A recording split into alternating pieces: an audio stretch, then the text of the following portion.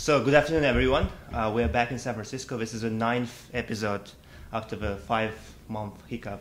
The 9th episode of Princeton Startup TV. And today we are happy to have Sahil Lavingia on the program. He's the founder and CEO of Gumroad. And you can see the logos in the background. Early founding team of Pinterest. Yep, and maker of many of different made lots of different websites, lots of different iPhone apps, including the Turntable, Turntable FM.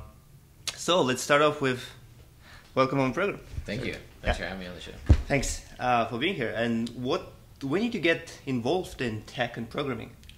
I started actually designing when I was like 13, 14 in Photoshop. Just wanted to experiment with this expensive piece of software on my computer. And got really addicted to all the cool stuff that I was able to make, and after a while I kind of got bored of just making images, and I wanted to make things that actually were useful to people. Images are fun to look at but don't really do anything, don't have any utility, so I wanted to start making stuff. So I started learning how to program, gave PHP a run, was no good. And then the big thing for me was the iOS stuff came out, so the iPhone SDK, things like that came out. And That was 2008, I guess. That was around, I think I learned 2007, 2008. Probably 2008. Pretty old, yeah. And, 2008. And there were the Stanford videos for iOS programming. And so downloaded those. They were all free from iTunes University. And just spent 2 weeks over the summer after junior year of high school just like going through all the videos, learning how to do it. And at the end of it, I basically had the knowledge. And that paired with all the design I had done for a couple years plus. Made it so I was able to start making iPhone apps almost immediately afterwards. Right. So I guess you spent two weeks just to get all the basics and all the fundamentals of a kind of iOS programming, Exactly. C, Objective-C, and so forth, Yep. and then moved on to the actual. Exactly. products. And then I started building things. What was your first app?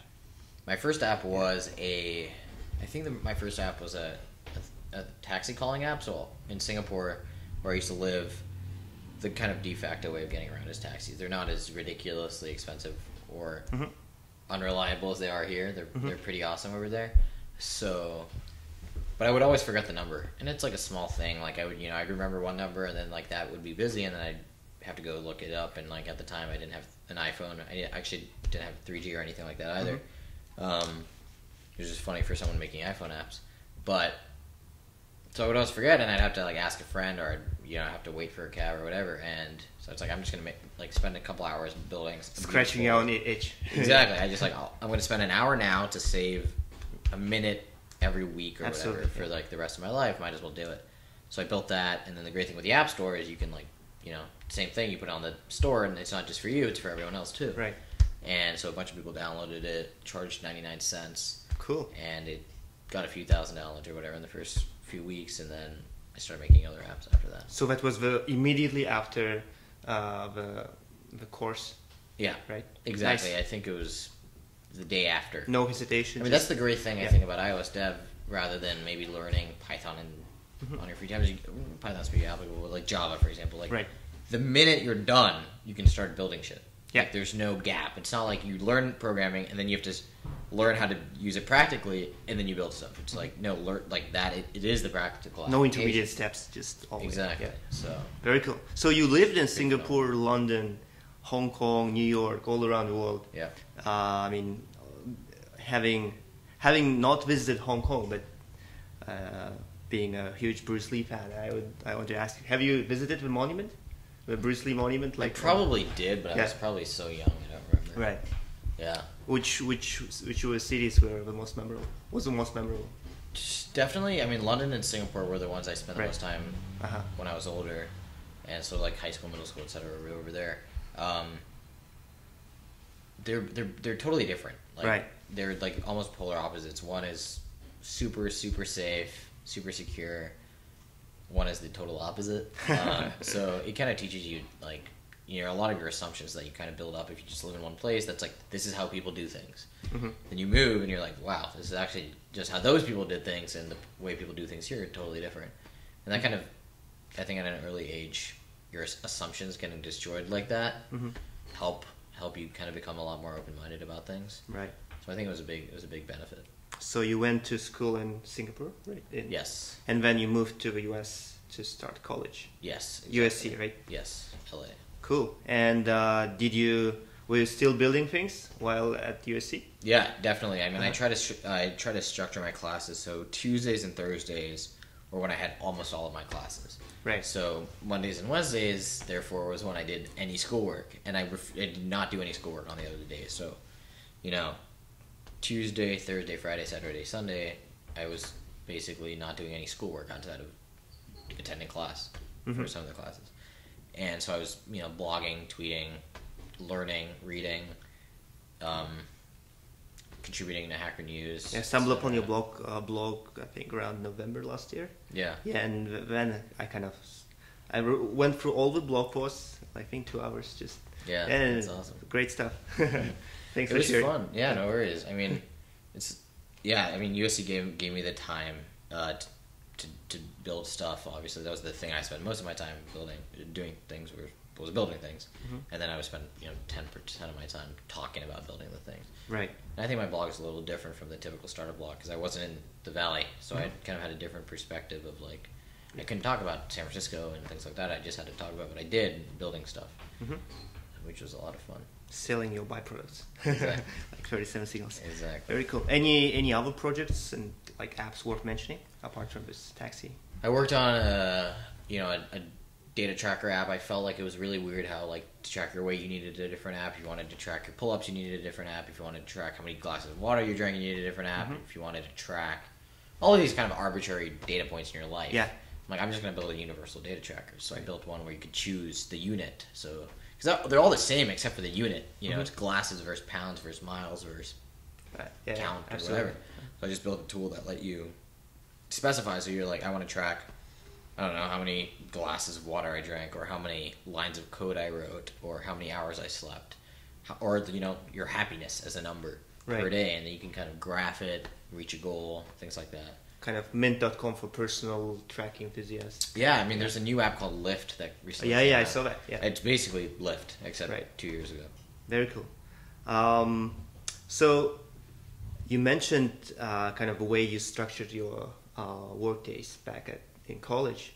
Now, when you're out of college and working on a startup, how does your ideal workday look like? Yeah. And how does it look? How does your actual workday look like? Yeah. So typically, my work days, I tried actually to have a kind of cadence in my life. I only work on the weekdays, and work is work. I mean, absolutely. So I work on Saturdays, Sundays, but more meeting people, engineers, designers, etc., investors, etc. I try to do all my kind of functional coding, development, design, etc. On the weekdays. My perfect day would be waking up at 6. Okay. Going to the gym, getting out of bed immediately. Right. Going to the gym. Yeah. For an hour, maybe running to the gym, going to working out, running back. And then maybe one meeting. So from let's say I finish the gym at 8. I have a meeting at 8:30. Meeting finishes at 9:30. And then I work from 9:30, answering emails probably until lunch, which is around 1 to 2 lunch, 2 to. So no breakfast. I don't eat breakfast. No. Yeah. Okay. 2 to 7, working, dinner 7 to 8, 8 to. Typically right now, or perfect day, let's say 11, then head back home, or right now home is work, so that's easy. So that will give you 6 hours of sleep. Yeah, which is sufficient. Or at least my ideal day, I would actually stop working at 10 and then sleep around 10:30. Okay. Yeah. My real day is waking up around 7. That's pretty early. Yeah. Yeah, snoozing until 6. Especially in the Valley. Yeah. Exactly. Snoozing around 7:30, waking up, doing random tasks that I need to do, some legal stuff or sending paperwork off or whatever it happens to be that day. Answering emails, then probably a meeting or two until 11 or so. Then I answer email quickly, do some stuff. 1 to 2 lunch, work, maybe a meeting in between, dinner. So that's typically, and then I work right now until 11 or 12 every night. Right. So I guess most of your, let's say, coding and that kind of work happens in the afternoon and before going to bed. Yeah. Totally. Makes sense. Yeah. Is it distracting to kind of have meetings and coding at the worst thing is it's so, like, in the beginning you're like, oh, I have one meeting today. Yeah. So it's an hour. So instead of coding 8 hours, I'm going to code 7. Right. It turns out that, like, you have this, like, onboarding time, you have this offboarding time. You're thinking about the meeting. Like, I wake up and I'm like, my day, like, I feel like I'm most productive if I know I don't have any meetings for the rest of the day. Otherwise, I'm thinking about that meeting. No worries. Yeah. It's a Saturday. But, you know, like, so now my perfect day would be to schedule those as soon as possible, have one, maybe two. And I want to get more, I'm like, right now, each meeting I schedule an hour, and I want to get more diligent about being like, if this meeting needs 20 minutes, it should take 20 minutes, not an hour. Right. Because I can talk to people for a long time. There's so much stuff to talk about all the time. Right, absolutely. It's not always useful. Uninterrupted sessions of hard work and exactly. I think it's really important to separate. And if you know, over the entire company, like, before lunch it's meeting time or whatever and then after lunch through dinner, like, there's no meetings. Everyone's just working. Then everyone, that trickles throughout everyone, and, like, everyone works a lot more efficiently. Let's get into this then. Any book recommendations and any blogs you read on a regular basis? Like the top 3 books which, like, majorly influence the way you think about things. Honestly, I don't read that many books. I mean, I've started to read more, especially after I got a Kindle like a year ago, or 6 months ago. Like, I read 1984 finally. That was great. Fight Club, great. Yeah, Haruki Murakami. Yeah. There's some good books, but, like, I actually don't think there's wait, you read Ichiyong. Did you read 1Q84 or the No, 1984. The original Orwell one. Orwell one, absolutely, yeah. Yeah. Is there a Japanese one I should read? Yeah, so Murakami recently wrote this 1Q Hachiyong kind of. Is it good?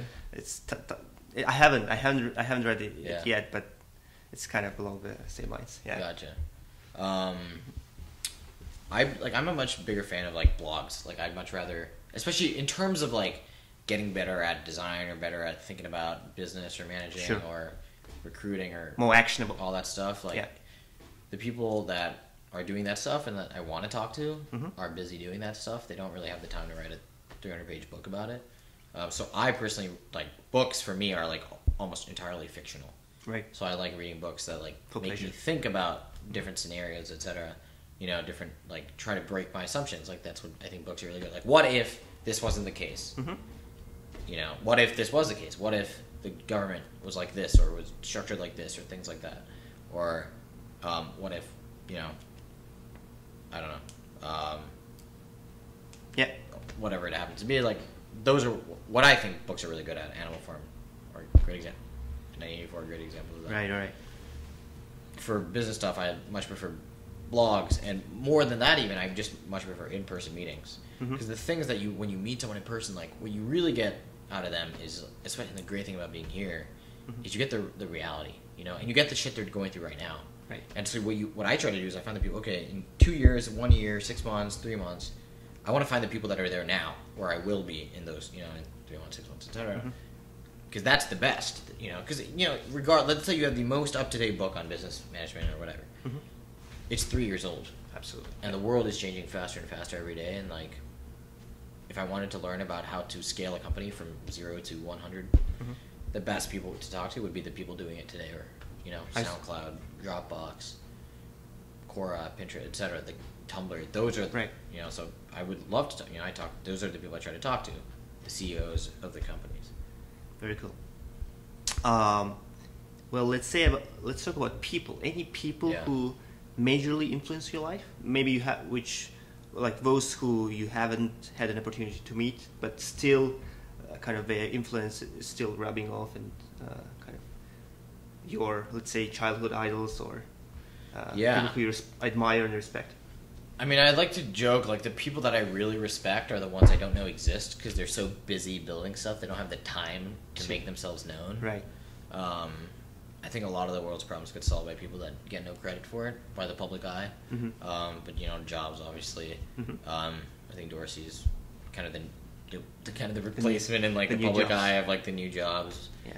But I thought he was awesome for a long time, even when he was an engineer on Twitter, not even like the CEO or whatever he happened to be. I'm a big fan of designers, so a lot of the designers at startups, like I try to pay attention to and follow. Daniel Burka. Daniel Burka is a good example of that. Douglas Bowman is a good example of that. Danny Trink from Path. He's awesome. Yeah, he's really good. Dustin from Path is also amazing. And it's great because like at the end of the day, like the people that get famous are the ones that help the real people do their work, right? So like if Path becomes extremely successful, Dave wasn't the guy who designed or engineered the app. He was the one who helped everyone else design and engineer the app. And for me personally, I want to get really, if I wanted to advance my skill sets in those, like, because that's what I appreciate. I appreciate the people that have actually done the stuff, like designed the pixels. And so I try to meet the designers and engineers at these startups and how did you do that? How did you scale the site by yourself from 0 to 100 million pages a month? Or how did you, like, this design is genius in hindsight, but it looked stupid going into it. Why did you do it like that? Like, what made you think that was a better idea than all the other ways that everyone had been doing things since then? Have you done the first prototype of this logo yourself? I did I worked with a designer, a logo designer. I'm not good enough to design logos. That was my first attempt into being a professional, was a logo designer. I sucked. In comparison, relatively. Yeah, I mean, probably my favorite person, top 5 at least, would be Johnny Ive. Like, he's phenomenal. Absolutely. Luckily, I was able to meet him, which was amazing. But there's some really phenomenal people that Bill Gates, like, gave a talk recently I went to that was really phenomenal. In the Valley, or? It was there was a Kleiner Perkins CEO summit, so he was there, which is great.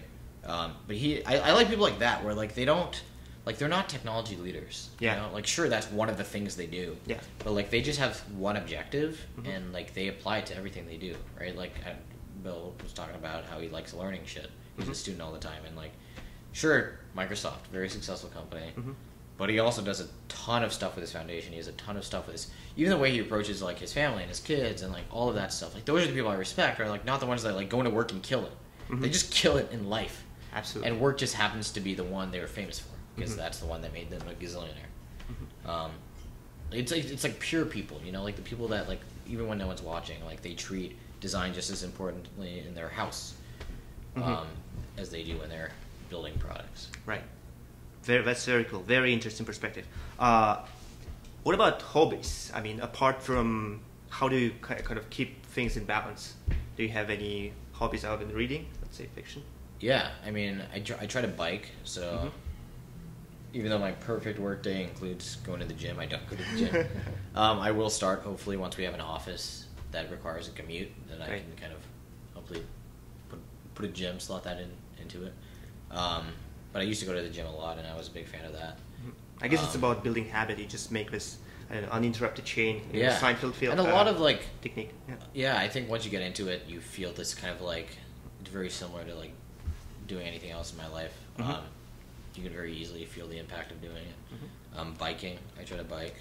San Francisco is beautiful, so the minute I get my driver's license, I hope to start doing road trips to places because like I don't do enough of them, and every time I get someone's like, hey, I have a car, do you want to go? I always say yes, and it's always amazing. That's a lot of fun. I also I like one of my hobbies is doing nothing.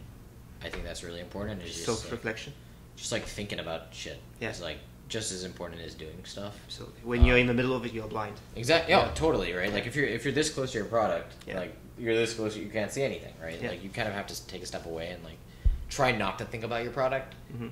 And like sometimes like that, at the end of the day.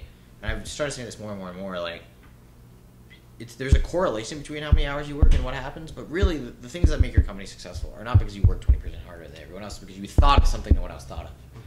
And in my opinion, you should try to prioritize that. And even if, Saturdays, Sundays, people are like, how can you have to do so much shit? How can you not work 7 days a week? There's an amazing quote by Jamie Dimon, who's the CEO of JP Morgan Chase.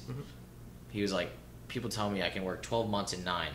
But not 12 months in 12, right? Like, they're the people that, like, if you give them if they have the rhythm, they can destroy.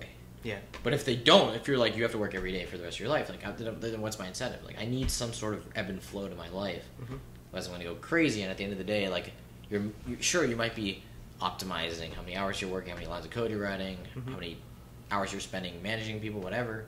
But you're not optimizing for like the moments when you're in the shower and you're like, genius idea. Yep. And those are the things that, especially now, like change your company. You know, just totally change the trajectory of it. So yeah, Jason Fried recently was talking about how he kind of reduced it to like from 5 to 4 day work week, and it just made wonders. And kind of, I think I've started doing this thing where I try to kick people out of the office at 5:30 on Friday. Yeah. You know, just like get constraints. out. Yeah. Make them it's like exactly productive. Like I met with multiple, especially co-founders. I'm a single founder, and they're like, "How can you do all this as a single founder?" I'm like, "Because I have to." How can you do it as two founders? If you had 3, you'd say, "How can you do it with 2?" If you had 5, how can you do it 4? Like, you fit the amount of work you need to do into your constraints, right? Absolutely. Parkinson's law kind of. Exactly, it's Parkinson's law, 100%. So we live in this kind of world of opposing truths. Like one of them being, especially in kind of startups and entrepreneurship, one of them being this kind of Eric Ries lean startup methodology to just kind of find the product market fit really fast. Don't think about the kind of long term initially, and then second kind of truth being, well, you need, if you want to kind of if you don't want to redesign your product as you go along, as let's say Twitter had to kind of rewrite everything in Scala from Ruby on Rails, you have to kind of design it well from day one. So how do you see yourself in kind of finding this fine line between these opposing truths? I think there are a lot of things to take away from both, right? Like there's definitely I'm not actually a big fan of the lean startup stuff. Like I think a lot of the things they say are just obvious. Like you should iterate. Yeah. I hope so. Like it's not like you launch and you're done, right? Like why would I come to work anymore then? Talking to customers, not spending money if you don't have to. That makes sense, but I also think like if you I think there's 2 models, right? There's the one which is like kind of the businessman entrepreneur, like the businessman founder. It's like there's a market need, I have a market solution, put the 2 together, make some money. Yep. And then there's the kind of product founder, which is like I want this to exist because I don't know why, but I think this does. I don't know if there's money to be made, whatever, but this needs to exist. Yeah. That's it. That's all I believe. I want to spend like 2 years just building that. And I'm definitely of the second camp. Like for me, I prioritize fun over iteration or over, long-term sustainability. Because at the end of the day, what's fun for me hopefully makes me spend more time on the product, makes me build a better product, etc. And I'm definitely on the, my thing is like, I think Gumroad should exist in the world. I think it's going to make the world a better place. I think not just the direct impact, but the indirect impact of just making it easier to sell stuff. Just like Apple's App Store made it easy for me to build stuff, which is why, by the way, I got into all of this, is way more powerful than being like, dude, before I even started Gumroad, I had a list of all these ideas, and like I can make some money doing all of these things. If you can code, you can build tools that will accelerate processes, etc., like incredibly quickly. I'm sure there's a way to extract value out of that, but that's not fun for me. Like, sure, you can make, I don't know, whatever millions of dollars you can make off that, but that's not exciting. What is exciting is like changing the way that people think about why or how they do X, and that's why I do things. And like at the end of the day, like that's what matters more to me. Like maybe the other one might be better in the short term or not or whatever, but that's irrelevant. Optimizing happiness, not postponing kind of a gratification part of it. Exactly. Like you should never feel like I'm doing this because I'm going to be here in 2 years. Like sure, that would be great, but like you should still like what you're doing for the. Absolutely. The chance of that actually happening are probably low anyways, right? You're in a startup, like the market changes faster than you can ever predict. So might as well optimize for the thing that's happening now. Right? Yeah. Very cool. For sure. So when you build, they don't necessarily come. So how did you get your first, let's say, 10,000 users on Gumroad? Totally. Was it Show HN or?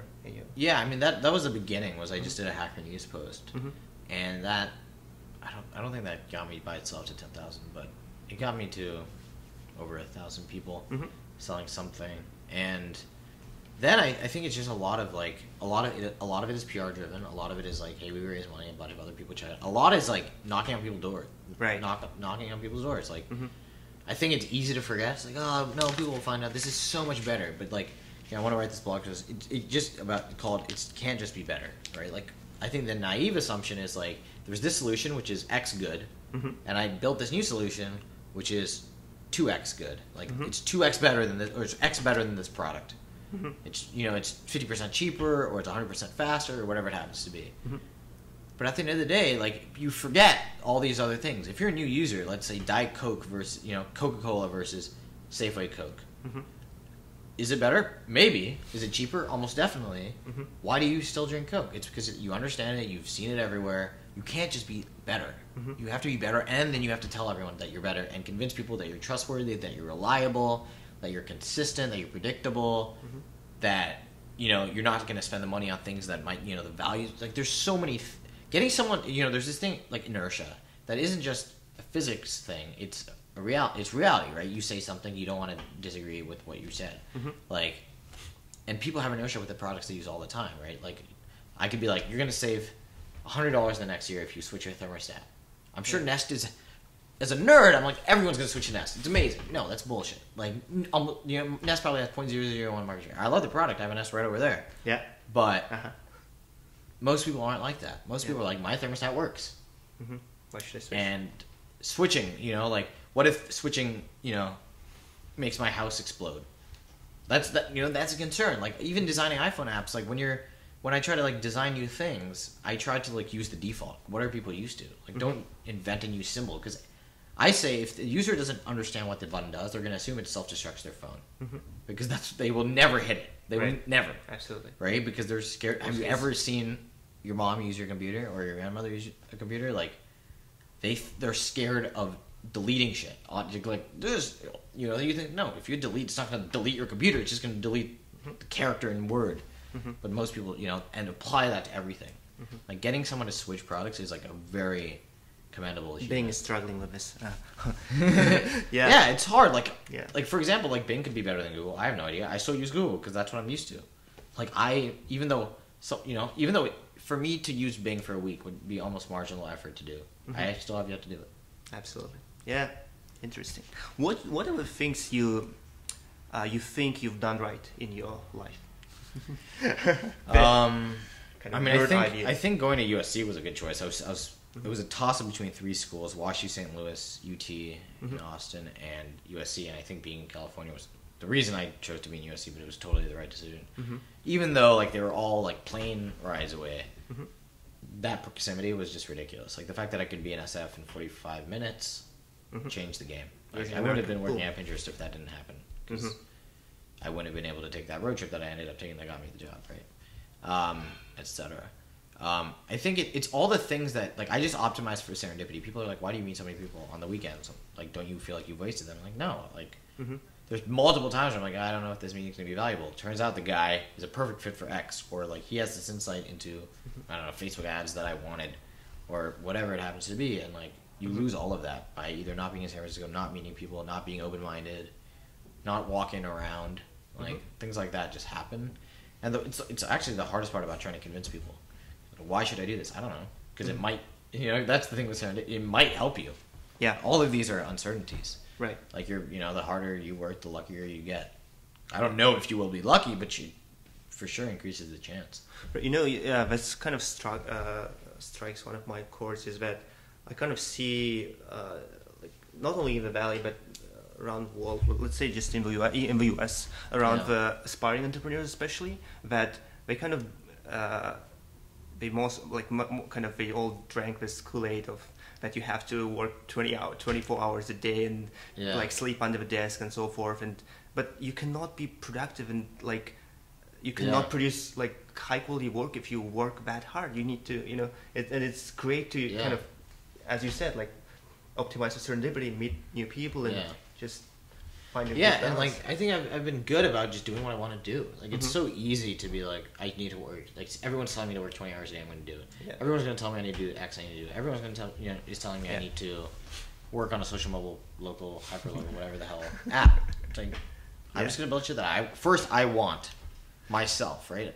I've never built a single thing with 0 users. Why? Because I only work on shit that I can use. Absolutely. Hence, I start with 1. Which is a big deal, because if you want to do customer development, by the way, the best way to do it is to be your own customer.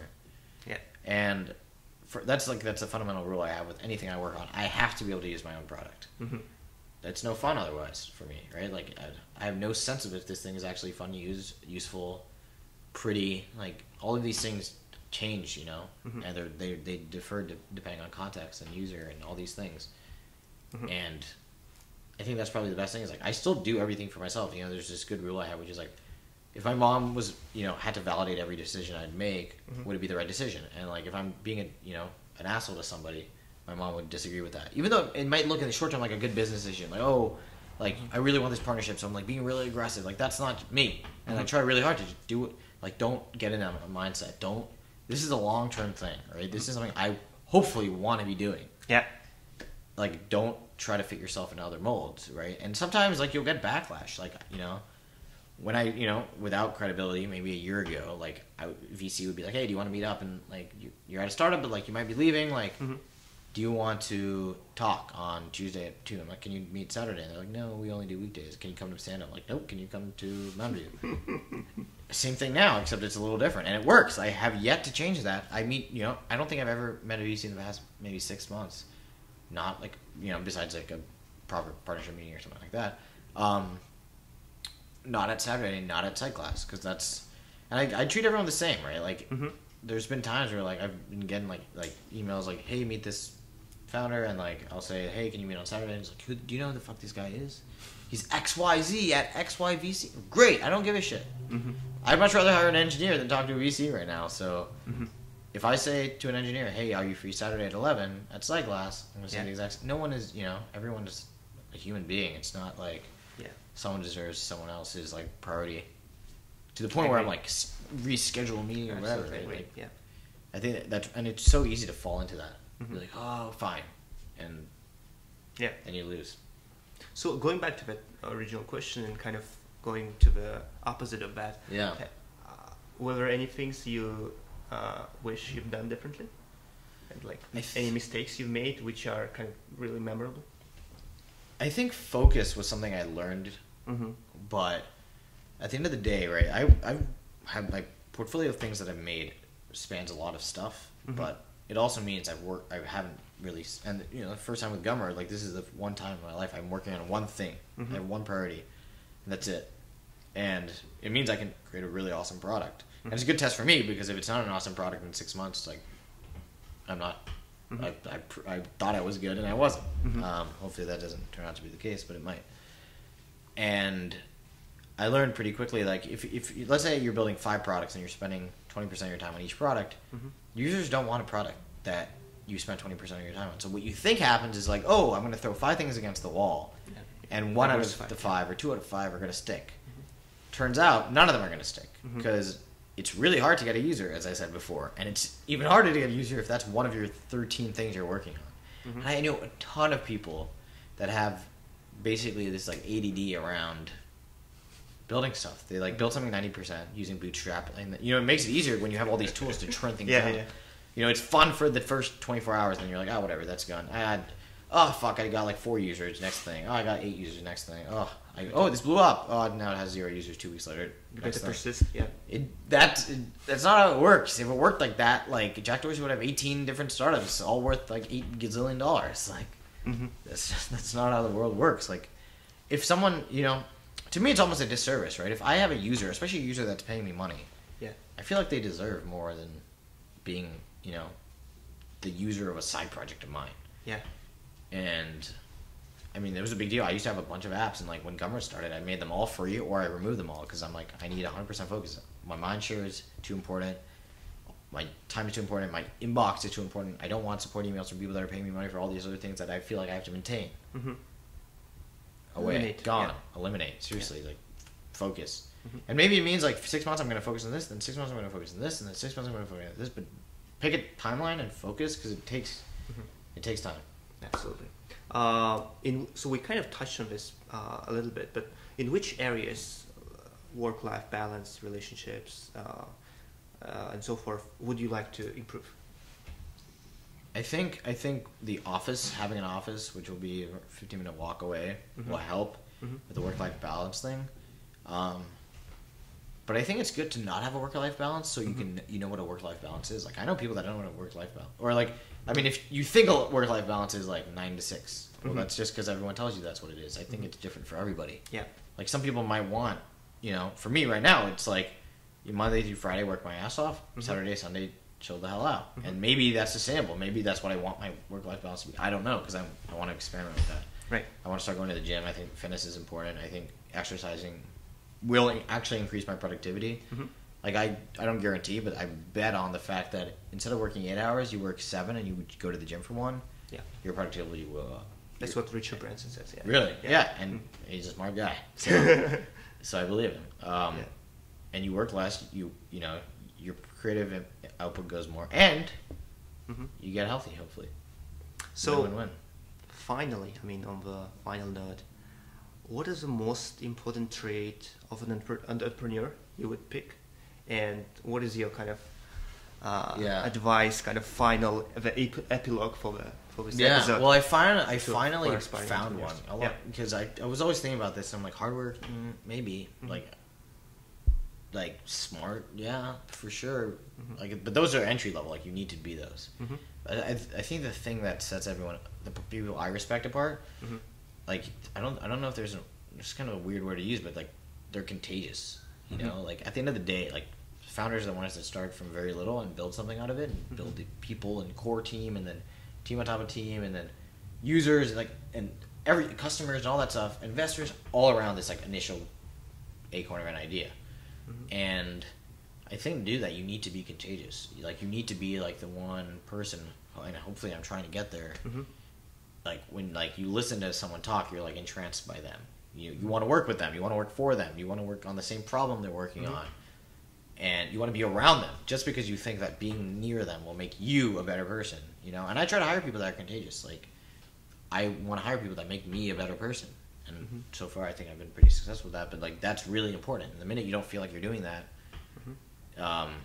that's probably at the peak of your company. Because from then on, you've capped out, right? Like, what's the point? You should always be getting better and better and better and better. Hopefully exponentially, right? You want to hire a team that can hire a better team that can hire an even better team. Just like singularity. But yeah, I mean, there's people that are just really contagious, and like, if you have a problem that makes sense and you're contagious, you can be a virus. You can convince half the world to work with you to build a product, you know, convince investors to help you get it off the ground, or customers to give you money so you don't need investors, and users to use your product. And all of those, like, everything that, like, I feel like I see stems from that virality. Like, sure, virality is kind of an overused word now, but I think the most viral thing is the founder himself, because that leads to everything else. Right. Thanks, Sahil. Yeah, thanks for having me. That was awesome. It was good. Be contagious, be so good that they cannot ignore you. Bye-bye.